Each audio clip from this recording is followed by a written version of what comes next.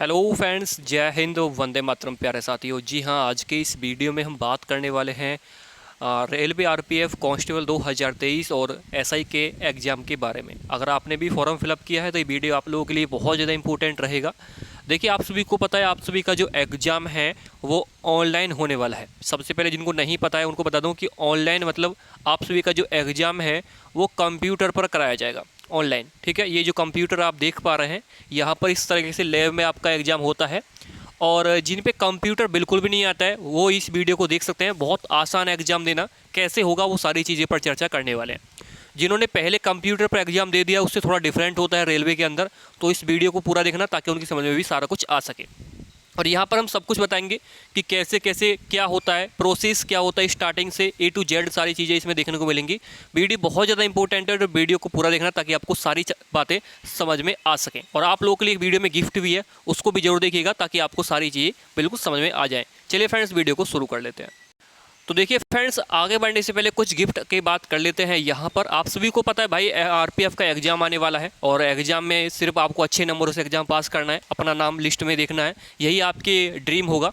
तो उस ड्रीम को पूरा करने के लिए कुछ ट्रिक मैं आपको बता रहा हूँ कि कैसे आप एग्जाम पास कर सकते हैं। जैसे मैंने खुद एग्जाम पास किया है ऐसे आप भी कर सकते हैं। जी हाँ, कुछ ट्रिक होती हैं और कुछ ऐसा रामबाण तरीका बता रहा हूँ एग्जाम पास करने का कि आपने कभी सपने में भी नहीं सोचा होगा। ठीक है, देखिए कैसे। यहाँ पर दोस्तों अगर आप सिलेक्शन लेना चाहते हैं तो आपको वो पढ़ना है जो एग्जाम में आए। अब आपको तो नहीं पता भाई एग्जाम के लिए क्या इंपॉर्टेंट है, तो उसके लिए हमने आप लोगों के लिए बहुत ज़्यादा आसान बना दिया है। आपको सिर्फ वो चीज़ पढ़नी है जो एग्जाम आएगी, और वो कहाँ मिलेगी उसके लिए मैंने आप लोगों के लिए बना दिए हैं कंप्लीट अपने नोट्स। जी हाँ, जिनसे मैंने खुद तैयारी की थी वो नोट्स मैं आपको प्रोवाइड करा रहा हूँ। यहाँ पर आप देख सकते हैं 500 रुपये के जो नोट्स हैं मात्र आप सभी को 99 में मिल रहा है। जी हाँ, अब आप बोलेंगे भैया पैसे के लिए फ्री में दे दीजिए, तो देखो ये फ्री की नोट्स नहीं है, इसमें काफ़ी ज़्यादा मेहनत लगी है और तीनों सब्जेक्ट के लिए मैं नोट्स तैयार कर दिए हैं। टाइपिंग का जो खर्चा है बस उसमें ही मात्र मैं आप सभी को नोट्स दे रहा हूँ, वरना ये नोट्स दोस्तों 500 रुपये से कम नहीं है। लेकिन फिर भी आप लोगों की बहुत सारी डिमांडिंग जारी होने के बावजूद मैंने आप लोगों के लिए एक तोहफा दिया है, वो है मात्र 99 में। अगर आप लेना चाहते हैं तो ले सकते हैं भाई साहब। इतना डिमांडिंग दोस्तों ये नोट्स है कि पूरे यूट्यूब पर आपको ऐसा नहीं मिलेगा। और मैं वादा करता हूँ आपसे कि अगर आपने ये पढ़ लिया तो डिट्टो क्वेश्चन आपको एग्जाम में देखने को मिलेगा। मैंने 120 में से 120 की गारंटी नहीं दी है, मैंने आपको ये बोला कि आपका जो नाम है वो लिस्ट में जरूर दिखाई देगा अगर आपने यहाँ से पीडीएफ पढ़ लिया। और भर भर के क्वेश्चन एग्जाम में पहले भी पूछे गए और इस बार भी पूछे जाएंगे। ठीक है, तो अगर आप सिलेक्शन लेना चाहते हैं तो दोस्तों करना कुछ नहीं है, आपको यहाँ पर नोट्स दे, लेकिन ये आपको व्हाट्सअप पे आना है। आपके फ़ोन में व्हाट्सअप होगा और ये जो नंबर आपकी फ़ोन की स्क्रीन के सामने है बस इसको नोट कर लीजिए, इसको आप देख लीजिए, इसको आप स्क्रीनशॉट ले लीजिए, बस इस पर आपको मैसेज कर देना है और आपको दोस्तों 100% सिलेक्शन की गारंटी मिल जाएगी। ठीक है, ये कंधों पर जो स्टार देख पा रहे हो ना, ये ऐसे नहीं लगे, इसके लिए मेहनत लगी है और इस स्टार को पाने के लिए आपको भी मेहनत करनी पड़ेगी। लेकिन इस मेहनत को मैंने बहुत ज़्यादा आसान बना दिया है। बस आइए हमारे साथ जुड़िए और पीडीएफ पढ़िए और सिलेक्शन आपका बिल्कुल यहाँ पर निश्चित हो जाएगा। ठीक है, पढ़ने से होगा, बिना पढ़ने से नहीं होगा। तो भाई जिसको चाहिए नोट्स यहाँ पर ले सकता है, अवेलेबल है और मात्र 99 में मिल रहे हैं तीनों सब्जेक्टों के, इंग्लिश हिंदी दोनों में आप सभी को अवेलेबल यहाँ पर हो जाएंगे। चलिए अब बात करते हैं आगे। अब वीडियो में आगे बढ़ने से पहले मैं आप सभी को बताऊंगा कि सबसे पहले दोस्तों क्या होगा। देखो, आप जब आपका एडमिट कार्ड आएगा तो सबसे पहले आपको एडमिट कार्ड लेना पड़ेगा। जी हाँ, आपको अपना दोस्तों एडमिट कार्ड यहाँ से डाउनलोड कर लेना होगा। अभी एडमिट कार्ड नहीं आया है, एडमिट कार्ड एग्जाम से 9 दिन या 10 दिन पहले आपको मिल जाएंगे। ठीक है, इस तरीके से एडमिट कार्ड होंगे, इसमें आपको फोटो लगे होंगे, यहाँ पर आप देख पा रहे हैं आरपीएफ एसआई और कांस्टेबल के एडमिट कार्ड यहाँ से आप डाउनलोड कर लेंगे। डाउनलोड करने के बाद आपका जो सेंटर होगा वहाँ पर आपको चेक कर लेना है कौन से सेंटर में मेरा एग्जाम गया है। वहाँ पर एक होगा दोस्तों आपका क्लोजिंग डेट और एक होगा स्टार्टिंग डेट, यानी आपको विजिट करना है उस टाइम पे और आपको जो है वहाँ पर एंट्री करनी है। ठीक है, एंट्री का जो टाइम होगा उसमें ही आपको पहुँच जाना है। जो आपका एग्ज़ाम होगा एग्ज़ाम से 1 घंटे पहले आपको एंट्री वहाँ पर ले लेनी है। ठीक है, और कुछ इस तरीके से दोस्तों आपकी लाइन लगनी शुरू हो जाएंगी जब आपके पास एडमिट कार्ड आएगा। यहाँ पर आप देखेंगे सबके पास एडमिट कार्ड है, ये सबके पास एडमिट कार्ड यहाँ पर आप देख पा रहे हैं। तो इस तरीके से आपके हाथों में भी एडमिट कार्ड होना चाहिए। इस तरीके से लाइन लग जाएगी। ये सेक्टर 62 नोएडा का फोटो है, यहाँ पर आप देख पा रहे हैं, इस तरीके से लाइन लग जाती है इसमें। और वहाँ पर जब आपको अंदर एंट्री मिलेगी तो क्या क्या आपके साथ होगा वो मैं आपको बता देता हूँ। सबसे पहले दोस्तों आपका वहाँ पर जो है एडमिट कार्ड चेक किया जाएगा कि आप वही व्यक्ति हैं जो एग्जाम देने आए हैं और आपका आधार कार्ड मैच किया जाएगा। तो एक काम जरूर कीजिएगा कि जो आप आधार कार्ड या अपना कोई भी आईडी प्रूफ ले जाएं उस पर वही आपका डीओबी यानी डेट ऑफ बर्थ होना चाहिए जो एडमिट कार्ड पर लिखा हुआ है। तो ये व्यक्ति जो है यही चेक कर रहे हैं यहाँ पर कि इस लड़की का जो आधार कार्ड है वो यही है या नहीं है, जो डेट ऑफ बर्थ सेम है आधार कार्ड पे या नहीं है। तो बस ये आपको देखेंगे, सारी चीज़ें आपको पहले ही वहाँ पर चेक कर लेनी है कि मेरा जो डेट ऑफ बर्थ है वो अपना एडमिट कार्ड से मैच कर रहा है या नहीं कर रहा है। अपना पैन कार्ड भी ले जा सकते हैं या ड्राइविंग लाइसेंस भी ले जा सकते हैं, स्कूल कॉलेज का कोई सर्टिफिकेट ले जा सकते हैं, वहाँ पर आपको एंट्री मिल जाएगी। और दोस्तों जब आप अंदर जाएंगे तो आपको क्या क्या ले जाना है, क्या क्या नहीं ले जाना है, वो ध्यान से देख लीजिए यहाँ पर। तो आपको सबसे पहले जो वॉच वगैरह है सब अंदर ही आप मतलब बाहर ही आपको उतार देना है। बुक्स कोई नहीं ले जा सकता, पेन अंदर कोई नहीं जाएगा, पेन भी अंदर मिलेगा, पेपर सीट भी कोई नहीं ले जाएगा क्योंकि पेपर वो अंदर ही देंगे सॉल्व करने के लिए। मैथ का क्वेश्चन, रीजनिंग का क्वेश्चन वो अंदर ही पेपर मिलता है, ठीक है। मैगजीन वगैरह कोई न्यूज़ मैगजीन कोई अंदर नहीं जाएगा। मोबाइल वगैरह तो आप सभी को तो अलाउ है ही नहीं, स्कैनर वगैरह कोई, कैलकुलेटर वगैरह भी नहीं। और यहाँ ब्लूटूथ डिवाइस कोई, और पेन ये आपका जो है कैमरा वगैरह जो होता है पेन के अंदर वो भी नहीं जाएगा। स्टोरेज डिवाइस कुछ भी अंदर यहाँ पर अलाउ नहीं होगा। कुछ ऐसी चीज़ें जो इसके अंदर नहीं लिखी हुई हैं जैसे बेल्ट है, चाबी वगैरह है, की वगैरह जो आपकी होती है वो, जूते वगैरह आपको वहीं पहले बाहर ही खोलने पड़ेंगे। वो सारी चीज़ें आपको पहले ही बाहर हो जाएगा, मैं आपको आगे बता देता हूँ। उसके बाद जब आप अंदर जाएंगे तो आपकी चेकिंग वगैरह की जाएगी और चेकिंग वगैरह में आपको जो है अंदर कोई भी अलाउड नहीं होगा। जो मैंने आपको बताया वो सारी चीज़ें बाहर ही करनी पड़ेगी। इस तरीके से आपकी मशीन से चेकिंग की जाती है। पहले आपकी जो है नॉर्मल चेकिंग होगी, उसके बाद यहाँ पर इस तरीके से जेब वगैरह चेक की जाएगी। कोई अंदर कोई कागज़ वगैरह तो नहीं है क्योंकि मशीन में कागज़ वगैरह नहीं अलाउ होता है। और आपको नंगे पैर बिल्कुल वहाँ पर चेक करवाना पड़ेगा। वहाँ पर जूते भी आपके यहाँ पर उतार दिए जाएंगे, यहाँ पर आप जो देख पा रहे हैं, ठीक है। इस तरीके से आपकी चेकिंग होगी। और जो लड़कियां हैं यहाँ पर जो कानों में पहन के रखती हैं, ये उनका भी यहाँ पर उतार लिया जाता है। सारी चीज़ें को पहले उतार के जाएँ वरना उनको बाद में प्रॉब्लम हो सकती है, ठीक है। तो अपनी फैमिली मेम्बर से पहले ही सारी चीज़ें उनको पकड़ा दें, वरना बाद में दोस्तों वहाँ पर आप देख पाएंगे ऐसा आपके साथ हो सकता है। पहले ही सारी चीज़ें अंदर ले ली जाएंगी, चाहे वो कितना भी कीमती आपका सामान हो, आपको वहीं पर ही रखना पड़ जाएगा। इसलिए वो सारी चीज़ें पहले ही आप वहाँ पर बाहर उतार सकते हैं। और इस तरीके से फिर आपकी चेकिंग की जाएगी। यहाँ पर बालों वगैरह में कुछ है तो नहीं, सारी चीज़ें यहाँ पर चेक की जाती है अंदर जाने से पहले, चेकिंग वगैरह। अगर जो नहीं मानता है, जो पहले बावजूद उसको दोस्तों बोला जाता है बार बार कि आप ये सारी चीज़ें मेटल का सामान अंदर नहीं ले जा सकते, और वो अंदर आ जाता है बार बार कहने के बावजूद भी, तो उसके साथ ये हो जाता है फिर उसको यहाँ से जो है काट दिया जाता है। उसका जो भी मेटल का सामान हो जाता है, जैसे आप फोटो में देख पा रहे हैं इस लड़की का, इन्होंने काट दिया है इस तरीके से, क्योंकि इन्होंने जो है यहाँ पर मेटल का जो होता है अंदर, या फुल बाजू अलाउ नहीं होता था, या कुछ किस तरीके से यहाँ पर काट दिया गया। क्यों? क्योंकि रीज़न यही था कि मेटल का कोई भी अंदर सामान नहीं जाएगा।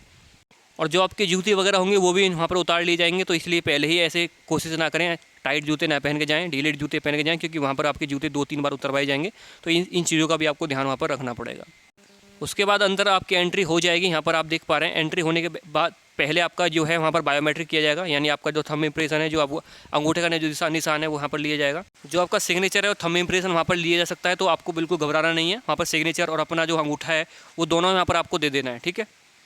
बायोमेट्रिक होने के बाद दोस्तों अपना अंगूठा लगाने के बाद आपको जो है एक सीट नंबर प्रोवाइड वो कर देंगे। तो आपको जो है अपनी सीट पर जाकर वहाँ पर बैठ जाना है। कुछ इस तरीके से अंदर का माहौल होगा। यहाँ पर आप देख पा रहे हैं इस तरीके से जो है आपका एग्ज़ाम जो है शुरू होगा। जैसे कि आप यहाँ पर देख पा रहे हैं, मैं आपको दिखा देता हूँ एक बार, यहाँ देखेंगे तो इस तरीके से जो है यहाँ पर आपके एक बैठा दिया जाएगा आपको, जो है जब एग्ज़ाम सेंटर होते हैं इस तरीके से, ये यहाँ पर जो है आपके कंप्यूटर आपके सामने होंगे और आपको अपनी चेयर पर बैठ जाना है। और यहाँ पर जो ये होंगे, ये चेकिंग करने वाले होंगे, ये आपको देखेंगे कि आप किसी को देख तो नहीं रहे हैं, कोई हरकत तो नहीं कर रहे हैं। तो ये सारी चीज़ें आपको वहाँ पर करने होंगे, इनसे आपको घबराना नहीं है, ये आपकी हेल्प के लिए वहाँ पर खड़े होते हैं, ठीक है। उसके बाद आपको कंप्यूटर पर बैठाया जाएगा। कंप्यूटर पर दोस्तों आपके सामने क्या क्या होगा वो बता देता हूँ। देखो कंप्यूटर पर एक CPU आपके सामने होगा, ठीक है। और इस CPU को आपको बिल्कुल नहीं छेड़ना है, ना ही इसको छेड़ना है अपने कीबोर्ड को। बस आपका माउस से और अपने कंप्यूटर से काम होगा, ठीक है। इन दो चीज़ों पर आपको फोकस करना है। बाकी इन दो चीज़ों से आपकी मतलब नहीं है, ना CPU से आपको कोई मतलब है, ना कीबोर्ड से कोई मतलब है। आपका माउस और आपका जो यहाँ पर मॉनिटर है, ये दो ही चीज़ आपका काम करेंगी। माउस से आप अपना मॉनिटर देखेंगे और मॉनिटर पर आपको अपने क्वेश्चन यहाँ पर शो कराए जाएंगे। किस तरीके से क्वेश्चन शो करेंगे वो मैं आपको यहाँ पर दिखा देता हूँ। सबसे पहले एग्ज़ाम का जो होम स्क्रीन होती है, जहाँ से आपका एग्ज़ाम शुरू होगा, किस तरीके से शुरू होगा वो मैं आपको दिखा देता हूँ। एक दूसरा एग्ज़ाम है IBPS का, लेकिन यहाँ से मैं आपको सिर्फ एक चीज़ दिखाने की कोशिश कर रहा हूँ, वो ये है कि कैसे आपका जो है होम स्क्रीन शो करती है। देखो यहाँ पर आप देखेंगे तो आपको जो है सब्जेक्ट देखने को मिलेंगे। जैसे आपके 3 सब्जेक्ट है RPF के अंदर, जैसे यहाँ पर आपका मैथ हो सकता है, या रीजनिंग हो सकता है पहले पर, या जी के कुछ भी हो सकता है। आपको सेक्शन यहाँ पर दिखाई देंगे कि यहाँ से अगर आपको डायरेक्टली किसी सेक्शन में जाना है, जैसे मुझे मैथ पे जाना है तो मैं जैसे मैथ पे क्लिक कर दूंगा, मैथ पे चले जाऊँगा। मुझे रीजनिंग पे जाना है तो रीजनिंग पे क्लिक कर दूंगा, रीजनिंग पे चला जाऊँगा। इसके सामने बाद आपको जो है नीचे कुछ ऑप्शन दिखाई देंगे, जैसे ये है मार्क फॉर रिव्यू नेक्स्ट, ये है क्लियर रेस्पॉन्स, ये है सेव एंड नेक्स्ट, ठीक है। और ये फाइनल सबमिट का यहाँ नहीं आएगा, इसको हटा दीजिए, अभी यहाँ नहीं आता है, ठीक है। तो ये 3 चीज़ आपको दिखाई देंगी। तो मार्क फॉर रिव्यू का मतलब क्या है? मार्क फॉर रिव्यू का मतलब ये है, जैसे आपने इस पर क्लिक कर दिया तो आपने क्वेश्चन को देखा तो है, लेकिन उसको आप बाद में करेंगे, तो उसको यहाँ पर देख लेना। मार्क फॉर रिव्यू से मतलब ये पता चल जाएगा कि हाँ भाई ये क्वेश्चन को मैंने देख तो लिया था, लेकिन इसको बाद में करूँगा, तो इस पर मुझे क्लिक कर देना है। क्लियर रेस्पॉन्स का मतलब ये है कि मान के चलो आपने ये ऑप्शन सेलेक्ट कर लिया, और लेकिन आपको जो है ऑप्शन को हटाना है, यानी कोई भी ऑप्शन सेलेक्ट नहीं करना है तो क्लियर रेस्पॉन्स कर दीजिए, ऑप्शन सारे हट जाएंगे। उसके बाद सेव एंड नेक्स्ट का मतलब ये है कि अगर आपने ऑप्शन सेलेक्ट कर दिया तो सेव एंड नेक्स्ट जरूर करना है, तभी आपका जो क्वेश्चन है वो यहाँ पर पूरा माना जाएगा। अगर आप सेव एंड नेक्स्ट नहीं करेंगे तो क्वेश्चन आपको अधूरा ही रह जाएगा।